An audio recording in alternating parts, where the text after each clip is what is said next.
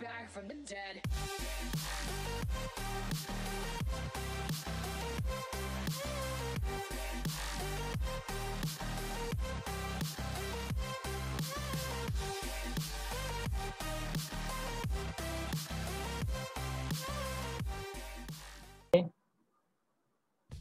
Okey, berapa reps kita nak buat? Ada orang kata kita buat 5 reps saja cukup lah. Kemudian kita rest lah. Ada orang kata kena buat banyak, buat 10. Baru masa kita membesar. Ada orang kata 10 sikit sangat. Kena buat 20. Baru badan kita tahan lama. So berapa reps kita nak buat sebenarnya? Okey. So kita akan pergi kepada TP ni. Okey, nampak tak? Kotak-kotak yang saya tunjukkan ni.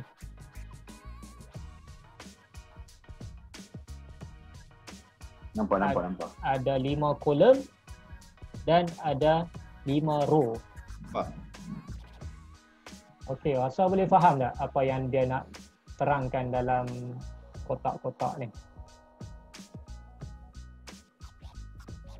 Tepi ni adalah bilangan rep. Atas ni adalah kita punya target. Color ni, lagi gelap color tu, lagi banyaklah target yang kita dapat based on target yang atas ni lah. Okey, saya terang satu-satu. Contohnya 1 ke 5 rep, apa yang kita akan dapat apabila kita buat senaman dalam range 1 ke 5 rep, kita akan dapat pure strength. Target yang kita akan dapat adalah pure strength sebab yang ni darker blue sama dengan larger effect. Maksudnya lagi gelap color biru tu lagi banyaklah target yang kita akan capai. Maksudnya benefit yang kita akan capai dalam range 1 ke 5 rep. Jadi strength and size kita akan dapat juga ataupun tak.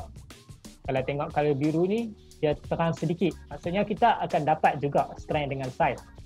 Walaupun kita buat 1 ke 5 rep. Cumanya dia tak sebanyak pure strength lah. Pure size pun kita akan dapat. Macam saya terangkan tadi, strength tu dia sama dengan neural adaptation times muscle cross sectional area. So memang kalau kita buat strength training, kita akan dapat juga size muscle tersebut. Sorry. Kemudian size and endurance kurang lah. Sangat kurang lah. Kalau buat 1 ke 5 reps ni, nak pergi ke endurance tu sangat kurang lah. Apatah lagi pure endurance. So memang sedikit sekali untuk dapat efek pure endurance lah. Kalau kita buat 6 ke 8 reps, kita akan dapat juga pure strength. Tapi kita akan dapat lebih banyak strength dan size. Sebab kalau dia lagi gelap. Kemudian pure size pun kita akan dapat boleh kata taklah sedikit, banyak juga. Size endurance, kalau dia terang sedikit, so berkurang dan berkurang lagi lah. Okay, kalau buat reps dalam 8 ke 12, pure strength dah kurang dah. Kita tak dapat sangat dah strength. Strength yang solid lah. Tapi kita dapat strength dengan size lebih. Kemudian kita akan dapat pure size. Hypertrophy tu lagi banyak di bahagian 8 ke 12 reps ni. Dan side endurance banyak juga, pure endurance kurang. Macam tu jugalah 12 ke 15 reps ni, dia lebih kepada size and endurance. Dia lebih kepada sizing lah. Kalau 12 ke 15 reps ni sama juga lebih kurang 8 ke 12 reps ni. Kemudian kalau 15 reps dan ke atas, pure strength dah tak dapat, kurang sangat. Strength dan size pun kurang. Pure size ada, size and endurance lagi banyak. Pure endurance sangat tinggi. Maksudnya kita nak buat senaman tu untuk ketahanan muscle kita. Kita tak target untuk dapat strength dah, sebab strength kita dah ada. Sebab kita dah boleh buat 15 reps ke atas dah. Confirm lah kita dah ada strength. Kemudian size pun kita dah ada lah. Sebab kita dah buat reps yang sebelum-sebelum ni, kita dah target pada size. Tapi kita dapat lebih banyak kepada endurance lah. Maksudnya bila kita buat banyak tu, kita lebih pada nak tahan, nak improve ketahanan badan kita lah, berapa banyak kita boleh buat dalam jangka masa tertentu. Okay, boleh faham table ni? Kalau tak faham boleh tanya terus. Okey tahan, kita pergi kepada seterusnya. So berdasarkan kotak tadi, yang ni saya buat summary lah training rutin yang kita boleh buat dalam, yang kita boleh rangkakan dalam workout harian kita supaya kita boleh letak apa target yang kita nak capai dalam strength ataupun size training kita. Okey, kalau kita nak berlatih untuk strength, kita pergi kepada low reps iaitu 1 ke 5 reps. Sesuai lah untuk yang beginner yang baru nak mula kan. Kemudian buat set dalam 2 ke 5 set, antara 2 ke 5 set lah. Tak semestinya sampai 5 set. Buat 2-3 pun okey dah. 4 pun dah banyak dah tu. Kemudian dia punya beban tu, boleh buat beban yang moderate ataupun boleh pergi kepada high lah. Tapi kita tak guna beban luar kan. Tapi kalau ada dumbbell tu boleh lah nak ukur berapa banyak beban tu. Tapi kalau kita buat calisthenics, kita buat contohnya push up, kita rasa push up tu pun dah susah, maksudnya kita dalam kategori load, moderate atau high lah.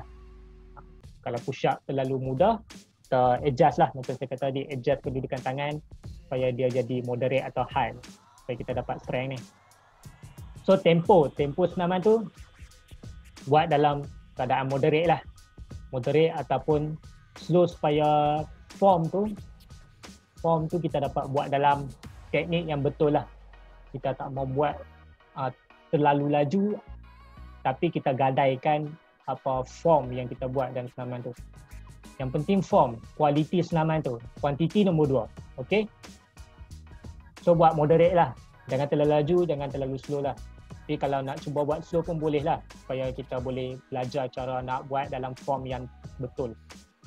Kemudian rest time 2 ke 5 minit lah. Sebab apa saya buat range 2 ke 5 minit ni? Sebab mungkin awal-awal kita buat, bila kita rest, kita rasa kita perlukan rest sekejap saja.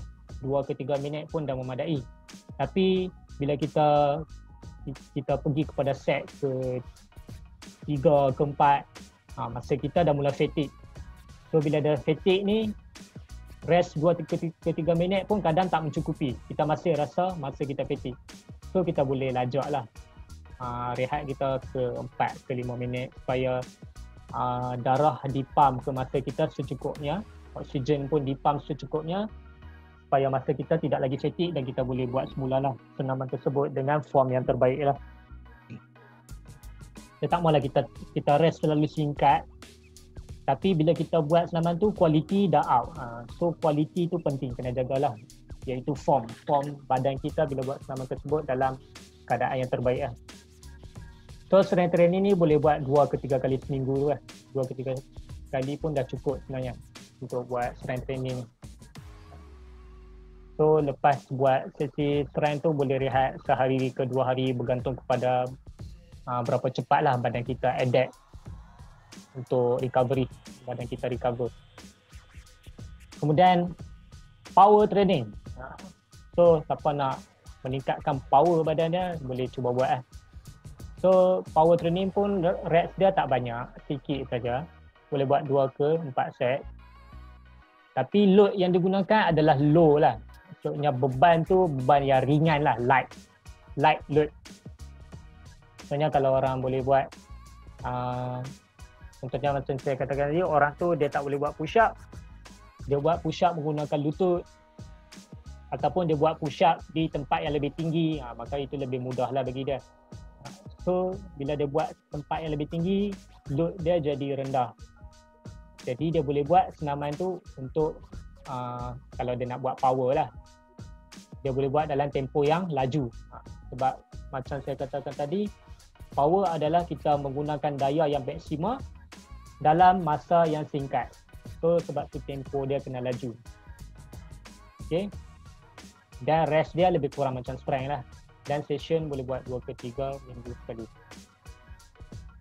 So kalau siapa yang nak test power lah, kalau orang kata test power kan, boleh lah buat test power ni untuk tengok berapa laju dan berapa banyak reps, berapa banyak force yang dia boleh gunakan untuk execute senaman tersebut.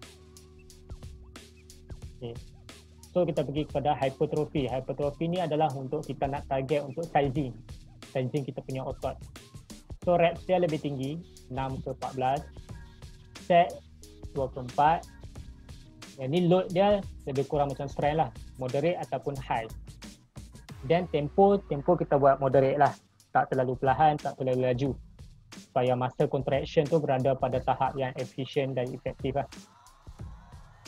Kemudian rest time dia kurang sikit daripada strength. Kalau strength ni kita boleh rest lebih lama, tapi kalau hypertrophy ni kita rest tak terlalu lama dan tak terlalu singkat lah. Sebab kita tak mau masa kita dah hilang dia punya contraction tu bila kita buat dalam reps yang lebih tinggi. So kalau kita rest terlalu lama, dia punya muscle contraction tu dah kurang, so hypertrophy tu nak tingkatkan size muscle tu dia jadi kurang efektif lah. So boleh rest dalam 2 ke 3 minit, kemudian sambung buat workout tu lah. Dan buat 2 ke 3 kali seminggu lah. Kemudian endurance adalah untuk senaman untuk ketahanan masa kita lah. Selalunya bila dah sampai tahap endurance ni, dia punya strength dan hypertrophy tu dah mantap lah. So kalau nak buat endurance pun boleh cuba buat lah. Contohnya reps buat 15 ke atas macam saya sebut tadi. Set boleh buat lagi banyak sebab nak test ketahanan muscle saja. Load kita boleh guna load yang lebih rendah. Sebenarnya load dia jadi low lah. Bila kita dah ada strength, dah ada hypertrophy, kita buat push up dia jadi lebih mudah sebab kita dah ada strength dan hypertrophy. So tu dia jadi senaman endurance sebab dia dah jadi lebih mudah. Tempo boleh pergi laju, boleh pergi sederhana. Rest time lagi cepat lah sebab badan kita dah recover lagi cepat, badan kita dah ada strength. So kita tak perlu rest yang lama lah, 30 saat ke 1 minit pun dah cukup. Kemudian per session kita boleh buat 4 ke 5 kali seminggu lah. Dan dia tak terlalu strength dan size demanding. So endurance ni ketahanan je lah yang kita nak test tu. So berdasarkan table ni bukan kita nak kena buat semua dalam seminggu . Yang ni kita pilih saja. Contohnya kita beginner, kita buat yang strength dulu. So kita buatlah dalam lingkungan range untuk strength ni. Kalau kita dah ada strength, kita buat hypertrophy untuk pembinaan size pula. So kita ikut guideline yang ni. So endurance ni bila kita dah ada strength dan hypertrophy lah. Kalau tak mau buat pun tak apa endurance ni. Buat senaman yang lame pula untuk nak bina strength bahagian lame pula. Contohnya kita dah buat senaman strength bahagian shoulder, bahagian bahu. Kita dah capai hypertrophy. Kita dah rasa senaman tu mudah, boleh kita adjust bagi susah pula ataupun kita fokus kepada area yang lain pula. Contohnya kita buat di bahagian bicep, kita buat di bahagian tricep pula. So kita variasikanlah workout kita dalam seminggu tu. Ataupun dalam minggu yang lain lah. Kalau seminggu tu kita dah target untuk shoulder, minggu depan kita buat bicep pula dan sebagainya lah.